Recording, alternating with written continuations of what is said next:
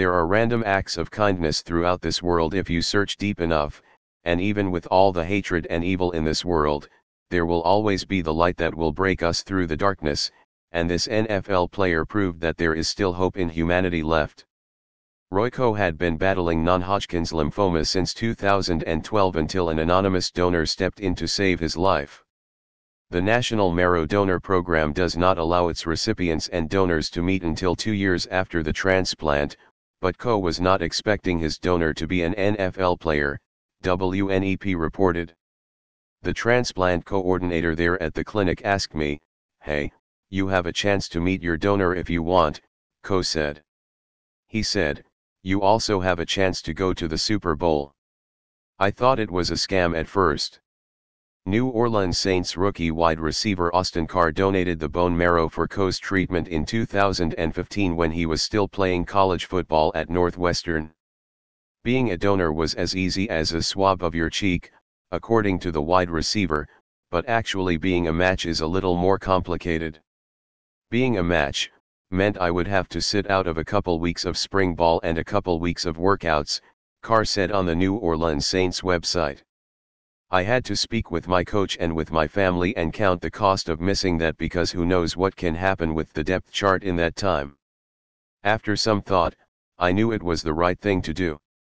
I'm a Christian and Jesus says to love your neighbor as yourself, so I really take that seriously," he said. "No one is perfect at it, but I felt like this was the perfect opportunity to do that." The donor and the recipient finally met last Wednesday in Minnesota when Carr was able to give Super Bowl tickets provided by the Saints to Ko and his girlfriend. "I was going to shake his hand, but also I knew at the time, it was going to end up being a lot more than that," Ko said. Photos show the two hugging like old friends.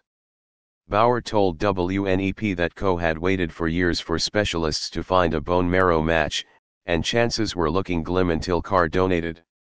When you're given a diagnosis and told you're not going to live, but there's a treatment that could possibly extend it, then yes, you have to jump on it, and you have to rely on people who are willing to donate, Bauer said. Carr recounted the meeting on the Saints website saying, "You get emotional, especially right beforehand. I was just excited to finally put a face and a name to somebody I knew had been so affected by me. Not even who I am, but just what I was able to do for him by giving him more time on this earth." Obviously, during the meeting was amazing as well. "Probably the best part was my wife and his girlfriend talking, crying, and hugging it out. I don't think he or I cried or got too emotional, it was kind of joyfulness for us. But seeing our ladies connect and thank each other and talk was amazing," Carr said. To finish the segment off, Ko ended things with a joke saying, "Thanks to this guy, I got a chance to irritate my grandkids for a little while longer."